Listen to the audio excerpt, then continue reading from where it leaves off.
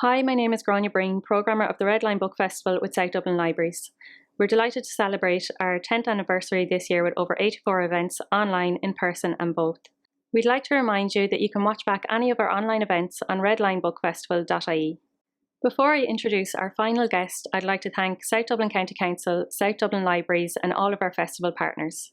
Last but not least, I'd like to welcome legendary poet Paul Muldoon, who's reading from his new collection, Howdy-Skelp. Hello, I'm Paul Muldoon, and it's a pleasure to be with you today.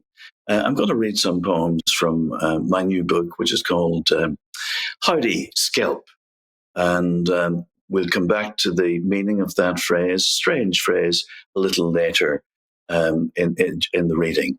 I'll begin, if I may, with a couple of sections from a poem called Plaguey Hill. Plaguey Hill, as it turns out, is a place in Belfast, a cholera mound for the most part, though it's also a graveyard associated with the famine. And I used to live right beside it on Landseer Street in Belfast. But this particular Plaguey Hill came to mind during the COVID pandemic. And I spent much of that in in New York State, up in the Mohawk Valley. And as the COVID-19 pandemic was starting, I decided to try to keep a diary of what was happening from day to day. So these are a few sonnets, as they turn out to be, from the first few days. Plaguey Hill, 1. At the end of our driveway, the yellow recycling bin will be picked up this morning by Vlad, our superintendent of public works. I certainly don't want to impugn the motives of the village elders who, after the big flood washed it out, closed our road to through traffic. That's proved to be largely a godsend. It's now only once or twice a day. An Orphic figure passes, glancing back for whatever has his scent, and will, somewhat soonish, tear him limb from limb. Were it open, the picture house in Howdie-Skelp would be showing a shoot 'em up or creature feature. For 3 weeks now, Jean and I have been on the lam in Sharon Springs, a couple of old school bank robbers lying low for the foreseeable future. 2. It's not so long ago the future held promise of travel to another antique land, unknown as yet to Frommer or Fodor. I spent yesterday ignorant of the fact the valiant Adam Schlesinger has gone the way of all dust. Together with Chris Collingwood, Adam made Fountains of Wayne, a band whose songs combined the height of literary taste with low-blow hooks. Ai Fen, a doctor from Wuhan who blew the whistle on the Chinese Politburo, seems to have been disappeared by those sons of bitches. No motion hath she now? As for our homegrown kingpin, he's warning us against narcos and burrows. The Pentagon has ordered 100,000 human remains pouches, one side to the idea of boxes made of pine. And it goes on in that vein over a series of 14 sonnets. And then the 15th sonnet, the final one, made up of the first and last lines of each of them. The first and last in each sonnet coincides. And the technical term for this particular form is a corona of sonnets. Get it? I mean, I felt, ever so slightly worried about it maybe seeming a little obvious or maybe even a little cheap, but I found myself working on it, and at the end of the day, here it is. So I'll just give you the final sonnet in this series of 15, this corona of sonnets. At the end of our driveway, a standard yellow recycling bin brings back the idea of a future to which we once subscribed. Even as I pine for a past in which the use of straw or cattle fodder was a topic of interest to the serious mind. It's a past in which one constant is some form of pestilence. At present, all I can think of is the burial mound once known as Plaguey Hill that dominates Friars Bush graveyard in Belfast. The yellow of that bin is more the yellow of bog asphodel than the yellow of forsythia or firs. In New York City, they've worked hand over fist to set up a system of field hospitals. Now there's been a flattening of the death toll from the novel coronavirus. So this next poem is called The Banisters, and it came to me as I was thinking about in Belfast, among other cities, of course, the fact that during World War One and perhaps even World War Two, many of the steel or iron railings that one found around houses in the city had been cut down and harvested, as it were, and melted down for munitions. And I got to thinking about this image. I was prompted mostly by the idea that some pieces of chestnut, I think in particular, that might have been used for banisters were actually repurposed to rifle stocks. And I found this a rather tantalizing image. And as with most of my poems, when I embark on them, I'm really trying to find out what it is that's going on in that little nexus of images and ideas.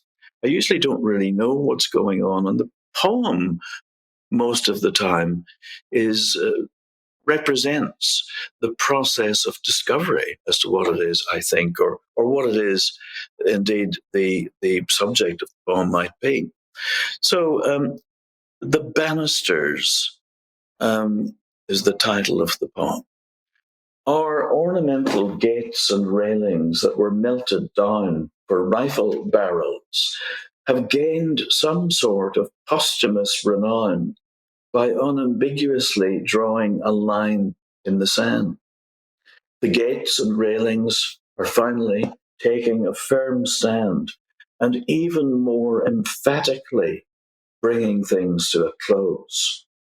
The exit wound is their approximation of a rose or a geranium under gauze on the windowsill.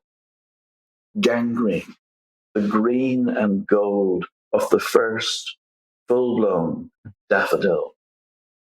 Also rendered so it would even more tellingly rend was lead, stripped from the gutters and flashing. For lead will bend along a spine as it did once along a walnut ridge post. What was once an outer sanctum is now the innermost. Shouldered as rifle stocks after a mere 3 weeks of drill, the banisters are gradually taking another hill. Just the image of the banisters as rifle stocks going up the hill, taking this hill in the sense of a military operation. So, speaking of military operations, the place name Salonika is one with which many people in the greater Dublin area and into Wicklow are very familiar, indeed, right through Ireland. It was the site of a scene of a battle, of course, a series of battles during World War One, where many Irish soldiers took part. It's better known these days as Thessalonica, and of course, in the olden days, better known as Thessaloniki or Thessalonica. And I visited there recently, a couple of years ago, and as I was leaving the city, I witnessed the aftermath of a traffic accident. I'm not quite sure what happened. It seemed to be a one-vehicle accident, but it was a scene of horror, really. And we were on our way to the airport, and we drove by it, and the terrible feeling of helplessness that one has under these circumstances. And I sat down and tried to write a poem that would help me figure out what it was I was thinking and feeling, indeed, about this crash. Now, the poem is written in a very odd form. It's a form called the trile, and in this case, it's a series of expanded triles. So you'll notice many lines that are repeated, repetition, of course, being at the heart of so many art forms, music, obviously, but also poetry, verse making. So there's something about such repetition, I feel, intrinsic to it almost, is a sense of poignancy, which is the overwhelming feel, I suppose, of this poem, Salonika.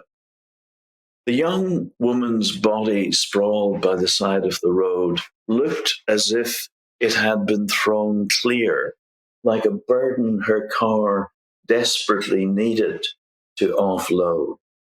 The car itself was pretty much a write-off, a cairn of chrome and windshield glass dating back to the Romans, or at least the Romanovs. As she flew through the air, her dress must have ridden halfway up her back, leaving her buttocks bare. Another driver had come to a stop and was already on the phone with the emergency services or the cops.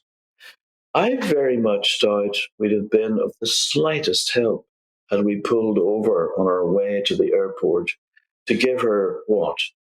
A Howdy-Skelp? Now there's that phrase, Howdy-Skelp. A Howdy-Skelp, as it turns out, is a slap in the face.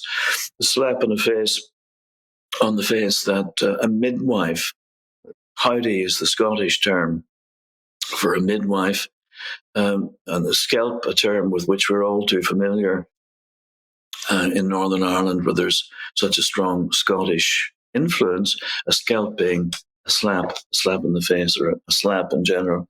So, and give her what? A howdy scalp? In the days when we still welcomed someone into the world, we wouldn't have thought it strange that a collet be lightly knurled. In the Archaeological Museum, there's at least one artifact for which the use is no longer known. We approach it, therefore, with a modicum of tact. That young woman's body sprawled by the side of the road represented yet another episode around which we would do our best to steer. Another driver had come to a stop and was picking his way over the pre-dawn blacktop to where she lay, 3/4 prone. I very much doubt would have been of the slightest help. If the ambulance we'd meet could barely manage a yelp, anything we might have done would have been a falling short.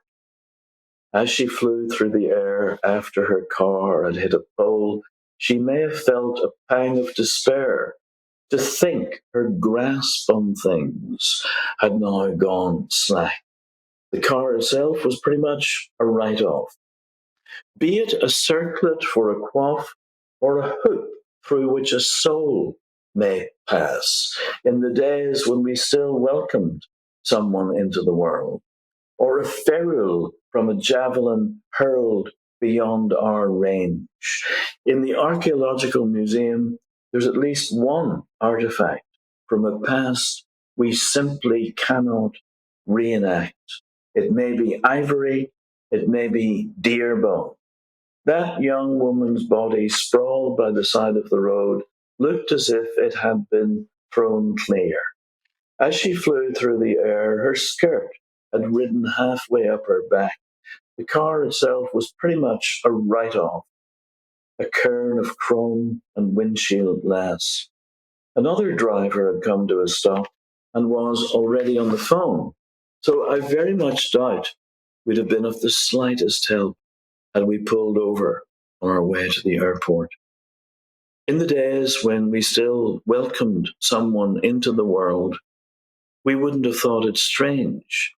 In the archaeological museum, there's at least one artifact for which the use is no longer known. That's Salonika. Salonika. This is a poem about a ruin. It's on the M1 motorway, about 10 miles outside Belfast. And I've been passing it for, more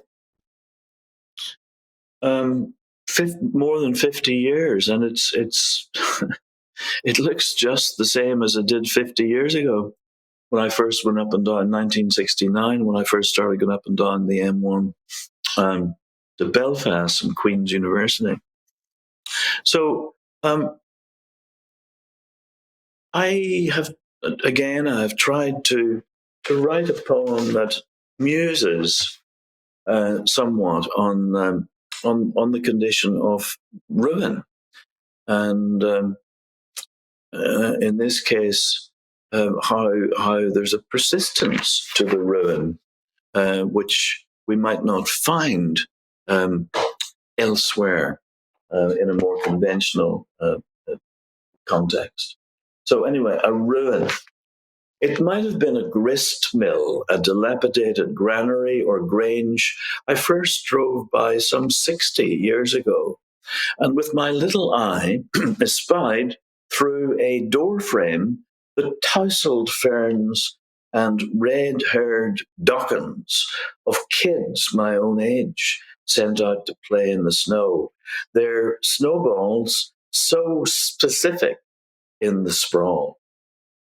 Windowless now, roofless, tucked under the first sheltering hill of a range that ran all the way to Mexico, a country into which we still hope to ride hell for leather, still hope to adjourn after the stick-up.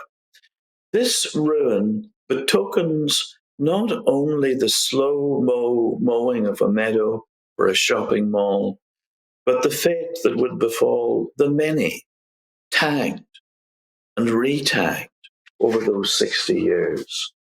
The landscape is so marked by change, the bungled peace process, the shoddy bungalows, the wind farms taking us in their stride, so marked by all the turns things have indeed taken for kids now summoned back from playing in the snow. The nettles almost as tall as its dividing wall. A ruin seems the only thing intact. And I think I'll finish now with the final section of one of these poems in the book, Howdy-Skelp, which is the finale, as it were, of a a poem having to do with, again, which I wrote as a journalistic poem, strictly speaking, a day by day account of some of what was happening in the US towards the end of 2018, I think it was, 2019. It's all a bit of a blur. And this poem involves an assault on an immigrant center down in San Antonio, or San Antone, as we call it, in Texas, and where there's an attempt to rescue the brother of one of the main characters in the poem, who is a so-called illegal immigrant, illegal alien.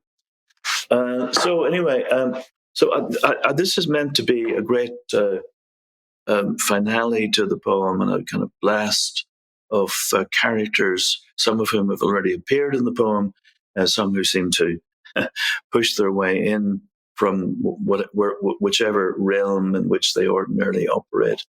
So I'll leave you with this. I just want to say what a pleasure it is to take part in your festival. I only wish I was there in the flesh, and I very much look forward to the day when we can all be spending a lot more time in the flesh, more than we are right now. So thank you very much.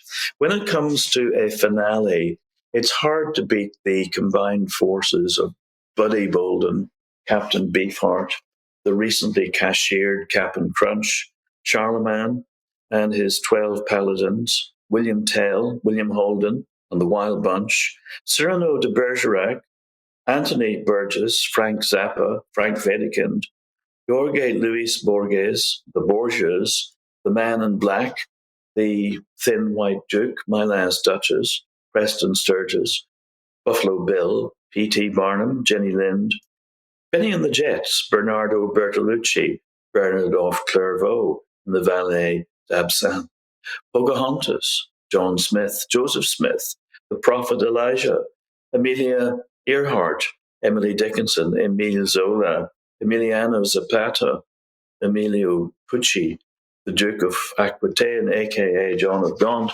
Sister Sarah, who long ago gave up the cloister for life with two mules, Maria Tallsheaf, the Tailor of Gloucester, Rafe Vaughan Williams, our friend Ralph Waldo Emerson, Ralph Royster Doyster, Nancy Cunard, the New York School, and ever more erratic Uncle Jim, Davy Crockett in his faux coonskin hat, Jimi Hendrix, Jiminy Cricket, April Bloomfield, Anthony Bourdain, Kermit the Frog, Toad the Wet Sprocket, Jelly Roll Morton, Jumping Jehoshaphat, Calamity Jane, Annie Oakley, Alicia Keys, the Keystone Cops, St. Vincent, St. Cecilia, Cecilia Fire Thunder, and an elite war band of Oglala, the Carmichaels, Hoagie and Stokely, not to mention a special ops division comprising El Chapo, Robin Hood, Harry Houdini, and Zorro.